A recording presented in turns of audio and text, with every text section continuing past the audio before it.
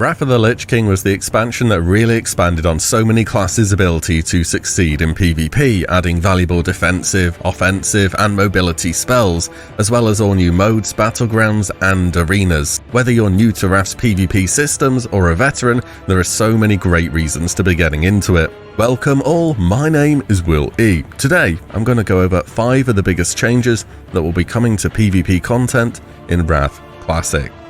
First up, I want to talk you through PvP gearing, as it can seem a little daunting when you go to check the vendors and there's about 3 or 4 of them and they all have different items on them. I should mention that PvP tokens earned from Battlegrounds are no longer important for buying gear. These have now been moved to a currency tab under your character and can be turned in for honor from a new vendor, installment, or Orgrimmar.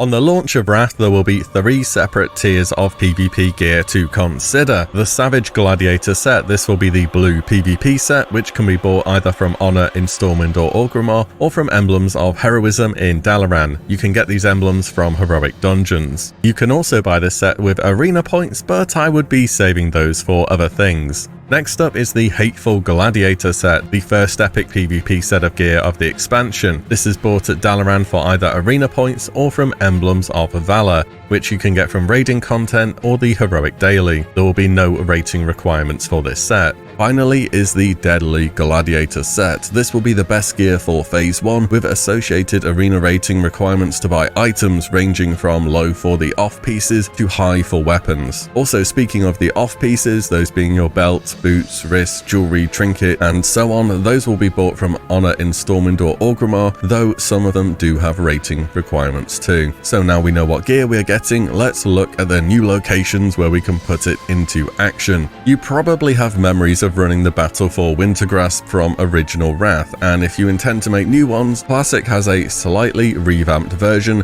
that should still give you that huge scale PvP experience you are after, because Wintergrasp has changed a little. It's still a 120 versus 120, but now it's treated as a cross-server battleground instead of an open world one, though you will still queue from being active in the zone or from an NPC in Dalaran shortly before combat begins. As for the battle itself, not much has changed there. Siege vehicles made at various outposts throughout the zone are used to attack defensive points. The defenders themselves have the high ground advantage and turrets at their disposal, and the battle will last 30 minutes. If the attackers successfully destroy the outer defenses and capture the relic, they will be declared the winner. If they do not, the defenders will win. If you're in an instance of Wintergrasp that wins, you will be conferred a new buff called the Essence of Wintergrasp until the following battle. If any player on your realm has this buff active, your entire faction will have access to the rewards from Wintergrasp, including Stonekeeper shard vendors, elemental farming spots, and of course the raid, the Vault of Archivon. This means that it's possible for both factions to have access to Vault of Archivon at the same time, but they will be instanced apart so not to cause problems with the guards. Expect large-scale chaotic PvP with loads happening at once, and I wouldn't be surprised if on the majority of servers both factions do have access to the Wintergrasp rewards the majority of the time too.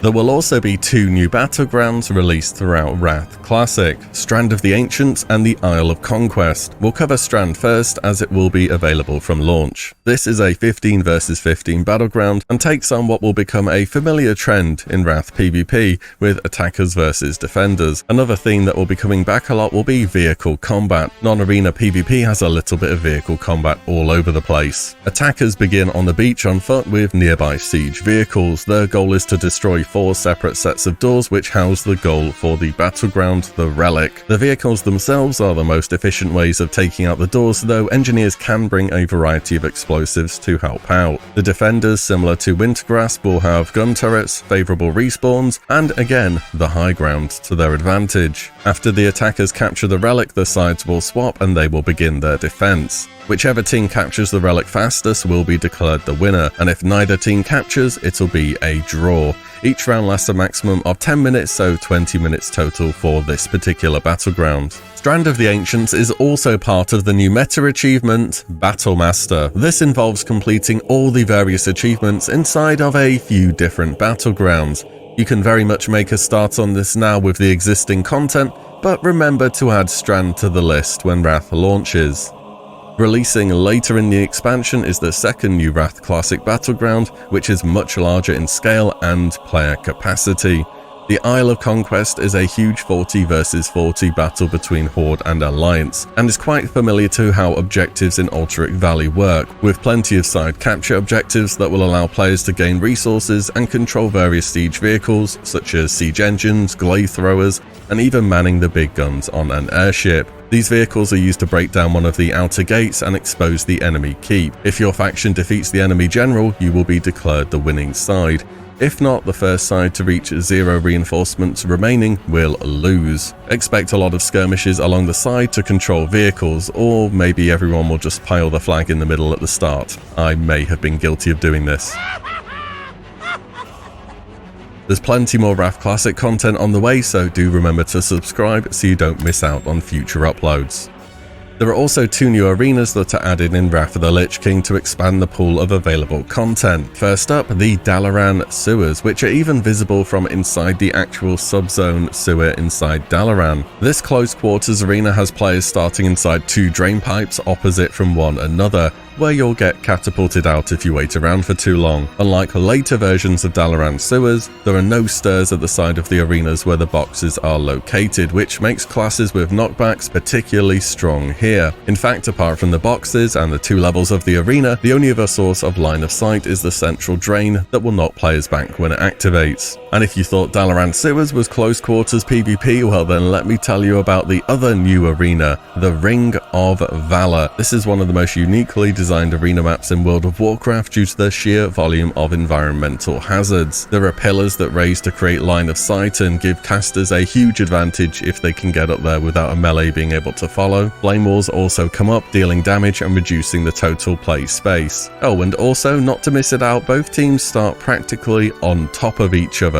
The Ring of Valor often sees very fast-paced games due to close proximity and lack of line of sight. Aside from all the new content, there's going to be a bunch of changes to PvP to improve competitive edge and general quality of life. I picked out 4 things in particular which I like. Your arena rating will now be moved to a personal format instead of a team one. This also means there is no need to create an arena team or to have to constantly form and drop teams all the time as your situation changes or you want to play with different people. Now you just create a group with however many others you want to queue up with, those being between 2, 3 and 5. Join the queue of the Battlemaster and you will be match made into a game. Next is the removal of Heartbeat Resist from Wrath of the Lich King Arena. This has been a feature of PvP since Classic has existed, and in short what Heartbeat Resist means is that certain crowd control effects will do temporary checks on whether they will be resisted and end early. You know when you fear someone and it just kind of breaks after 2 seconds for no apparent reason? That's a Heartbeat Resist. In original Wrath, there was a grace period before Heartbeat would be applied. For Wrath Classic, however, it will no longer be present in the arena, so when you land a CC, you know it's going to stick. Another change from original Wrath is the removal of certain engineering items from Arena, most notably the Nitro Boost Tinker. These grant you a temporary huge speed boost that could win a game, or just as easily backfire and lose you it. Later in Wrath, these were disabled in Arena, and for Classic, it will be this way from launch. And if you are good enough to be able to push the super high ratings, I have some good news as well, as Arena titles and achievements, including the Gladiator mount of course, will be added to the 2v2 bracket for Wrath Classic. This was not the case in the original game, but 2s has consistently been a super popular bracket for TBC, though it feels as though it makes sense to continue rewarding the best players in this area. There we have it, 5 of the largest changes and new additions to Wrath Classic PvP. So whether it's aiming for Gladiator or just wanting to take part in a chaotic 120 versus 120 Wintergrasp, Wrath PvP has a loads to look forwards to across the board. We hope you enjoyed this video, subscribe for more Wrath Classic content, and we'll see you in Azeroth very soon.